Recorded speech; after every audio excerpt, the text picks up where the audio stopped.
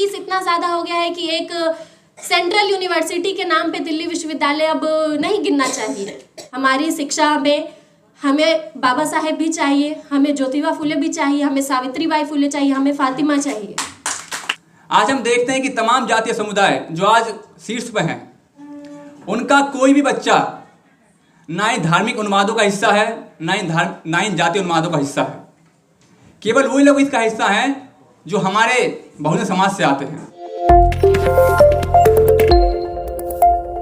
धन्यवाद आप सभी का कि आज आपने मुझे यहाँ आमंत्रित किया और अपना वक्तव्य रखने के लिए बुलाया। आप बाकी लोग मतलब माता सावित्रीबाई फुले पर बहुत अच्छे से बोलेंगे और उनके कार्यों पर। मैं महिला सशक्तिकरण की जो बात करने वाला हूँ वो वर्तमान शिक्षा को में और मतलब कि किस तरह से वर्तमान शिक्षा के अंदर और शिक्षा की क्या भूमिका है महिला सशक्तिकरण के अंदर को बढ़ाने में, मैं उस पर अपनी बात रखूँगा। शिक्षा मतलब वो विषय है जिसके बिना महिला सशक्तिकरण असंभव है, जिसे ही लेकर माता सावित्रीबाई फुले ने अपने वक्त में कार्य किया और उन महिलाओं के लिए, चाहे वो शूद्र महिलाएं हों, चाहे वो अपर कास्ट की महिलाएं हों, जो तमाम महिलाएं थी उस वक्त, उन सब के लिए एक आवाज़ बुलंद की और उन सब का शिक्षा में एक बेहतर योगदान हो, शिक्षा वो ले सके, इसके लिए एक लंबी लड़ाई लड़ी। जो लड़ाई आज भी जारी है इस समाज के अंदर, परंतु फिर भी हम देखते हैं कि कॉलेजों में, स्कूल्स में और ख़ास तौर पे हायर एजुकेशन के अंदर आज भी महिलाओं का जो अनुपात है पुरुषों के मुकाबले में काफ़ी कम है, और ख़ास तौर पे बहुजन समाज से आने वाली महिलाओं का।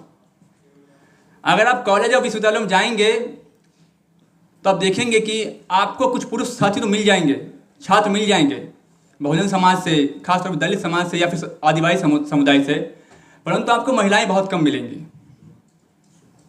तो वास्तव में महिला सशक्तिकरण जब संभव हो पाएगा जब महिलाओं के अंदर उन तमाम ग्रुप्स का शिक्षा के अंदर और शिक्षा के क्षेत्र के अंदर एक समान भूमिका होगी, एक समान तरीके से पहुंच हो पाएगी।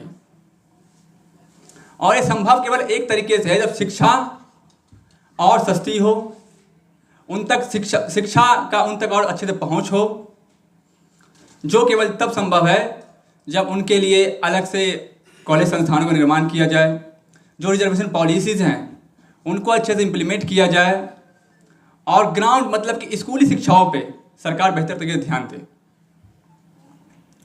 हम एक चीज़ और देखते हैं कि हमेशा अपने विश्वविद्यालयों के अंदर कि लगातार जो गरीब घर से आने वाले जो दलित समुदाय के छात्र हैं उनको एक तरह का कास्टिज्म फेस करना पड़ता है।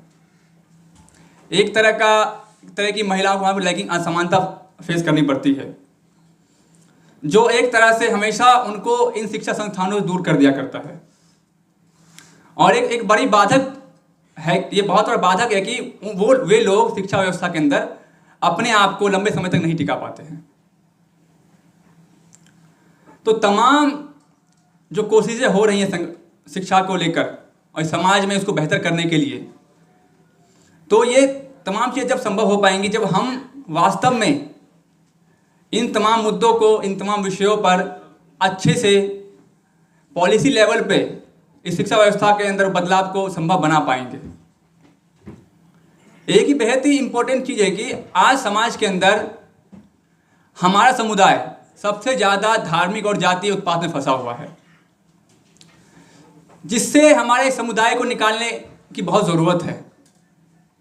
आज हम देखते हैं कि तमाम जातीय समुदाय जो आज शीर्ष पर हैं, उनका कोई भी बच्चा ना ही धार्मिक उन्मादों का हिस्सा है, ना ही जातीय उन्मादों का हिस्सा है। केवल वही लोग इसका हिस्सा हैं जो हमारे बहुजन समाज से आते हैं, और बाकायदा उनको एक प्लानिंग के तहत, ताकि वो और पिछड़े रहें, वो कभी अपनी बात, अपना हक ना मांगे, इस कारण उनको वहाँ पर रखा गया है। तो हमारा आगे ये कार्य होना चाहिए एज ए स्टूडेंट, जो मेरा भी कार्य रहा है अपने कॉलेज के अंदर, कि बहुजन समाज के जो छात्र हैं उनको पॉलिटिकली और एक्टिव करना, उनको समाज में और मुखरता दबाव उठाने के लिए तैयार करना, और उस तरह के छात्रों को कोचिंग देकर CUT के जरिए अपने कॉलेज में दाखिला दिलवाना। तो हमारा कार्य होना चाहिए कि हम अपने समाज के छात्रों को और खास तौर पर महिलाओं को इन धार्मिक उन्मादों, इन पाखंडों से दूर रखकर शिक्षा व्यवस्था की ओर मोड़ें और एक समतामूलक समाज को आगे बढ़ाने के लिए काम करें। और मैं अपना वक्तव्य यहीं समाप्त करूंगा क्योंकि समय की कमी हो सकती है, इसीलिए। शिक्षा चल रही है विश्वविद्यालय में, वहाँ से सावित्रीबाई का नाम हटा दिया गया है, ज्योतिबाई का फुले का नाम हटा दिया गया है।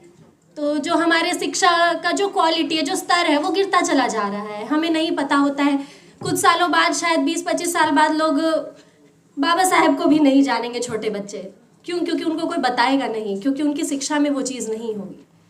तो इसीलिए हमारी शिक्षा पे जो हमला है, जो मौजूदा सरकार के द्वारा की जा रही है कि नए कॉलेजेस तो बनते हैं, पर जो पुराने हैं वहाँ बैठने के लिए जो छात्र हैं, जो जिस वर्ग से आते थे, वो नहीं आ पा रहे हैं। अब जिस वर्ग से बच्चे सरकारी स्कूल में जाते थे, वो सरकारी स्कूल ही बंद हो जाएगी, उस वर्ग का बच्चा नहीं पढ़ पाएगा। तो सावित्रीबाई जब पढ़ रही थी तो वो अपने वर्ग के लिए नहीं पढ़ रही थी, सिर्फ महिलाओं के लिए नहीं पढ़ रही थी, वो पूरे समाज के लिए पढ़ रही थी। जब उनके कामों को दर्ज किया गया तो वो इसलिए किया गया कि आने वाली पीढ़ी उनसे प्रेरणा ले और सुधार में आए। पर हम अभी देखते हैं कि हम शायद उनके वक्त से भी काफ़ी पीछे जा रहे हैं, जहाँ पे महिलाओं की गिनती इतनी कम है कि हम देखते हैं। मेरे खुद के कॉलेज में, मैंने जाकिर हुसैन कॉलेज से ग्रेजुएशन किया था, तो वहाँ पे 75 बच्चे थे क्लास में और 5 लड़कियाँ थी, 70 लड़के थे। तो ये गिनती है। पर मैं सारे अपने जो साथी यहाँ बैठे हैं उनसे ये कहना चाहूँगी कि बिना पुरुष के, बिना लड़कों के हम ये समाज नहीं सुधार पाएंगे। सिर्फ महिलाएं अकेली महिलाओं के लिए समाज आगे लेकर नहीं जा सकती, हम सबको साथ ही ये काम करना पड़ेगा। बिना धर्म के नाम पे बटे, बिना जाति के नाम पे बटे, क्योंकि समाज हमारा है, वो लड़के भी हमारे ही हैं, वो लड़कियां भी हमारे ही समाज से आती हैं। अगर कोई लड़का बिगड़ता है तो उससे दिक्कत हम सबको होती है, अगर किसी लड़की के साथ कुछ होता है तो दिक्कत हम सबको होती है। जो हमारे नए कानून आए हैं उसमें जो मनुवाद का जो आप असर देख रहे हैं कि कैसे मनुवादी सोच को बढ़ाया जा रहा है, कैसे महिलाओं से ये उम्मीद की जा रही है कि उनका काम है कि अगर वो शिक्षित हो भी जाए तो उनको आगे जाके घर ही चलाना है। क्योंकि अगर आप देखें तो नौकरियां किसी के लिए नहीं है, और जिस वर्ग के लिए नौकरी है वो जब तक आप मजबूर होकर या अपने स्किल से, अपने गुण से नीचे स्तर के काम को ना करें, तब तक आपके पास भी काम नहीं है। तो इन चीज़ों पे हम सबको बात करने की ज़रूरत है। हम लोग जहाँ भी जाएं, आप जाएं, हम जाएं, हम लोगों को इन बारे में बात करने की ज़रूरत है। छोटी छोटी चीज़ें हैं जो बहुत बड़ा चेंज ला सकती हैं अगर हम सब इस बारे में बात करें। कि छोटे बच्चों को हम बताएं कि ज्योतिबा फुले क्या थे, उन्होंने क्या दिया है समाज को, कि उन्होंने अपनी पत्नी को पढ़ाया, जो कि अभी तक ये चीज़ एक्सेप्टेबल नहीं है, लोग नहीं मानते हैं, उनके उम्मीद के परे है। समझना मुश्किल है लोगों के लिए कि अपनी पत्नी को पढ़ाना एक आम बात हो सकती है। अगर कम उम्र में शादी हुई है तो कोई अपनी पत्नी को पढ़ा सकता है। ये सुनने में बहुत अनोखा सा लगेगा आधे से ज़्यादा लोगों को जब आप बाहर जाकर बोलेंगे तो, क्योंकि हमें पता है इसके बारे में, इसीलिए हमें मालूम है। अभी मैं एक स्टूडेंट हूँ तो स्टूडेंट के स्तर से मैं बात करती हूँ कि दिल्ली विश्वविद्यालय में अभी एक नया कॉलेज खुलने वाला है। उसका नाम है वीर सावरकर कॉलेज। हाँ, आज ही 3 जनवरी है आज। तो आज वो कॉलेज का फाउंडेशन डाल दिया गया है। पर जो पुराने कॉलेज है उनमें जो बच्चे आके बैठ रहे हैं उनकी गिनती घटती जा रही है।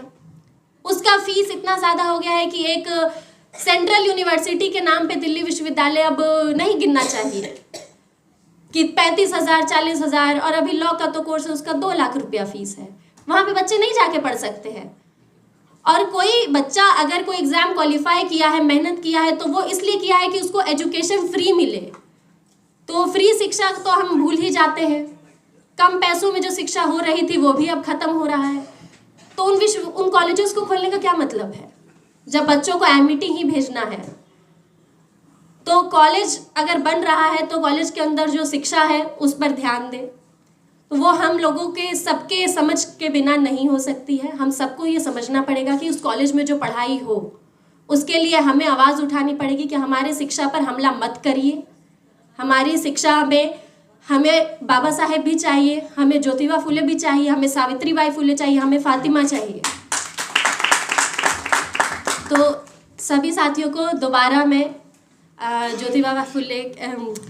सावित्रीबाई फुले के जन्म उत्सव पर बहुत बहुत बधाई देना चाहती हूँ कि हम लोग सब यहाँ पे आए, और उम्मीद करते हैं कि अगले साल हम लोग बहुत बड़ी संख्या में इकट्ठा हो और उनमें छोटे बच्चे भी हों।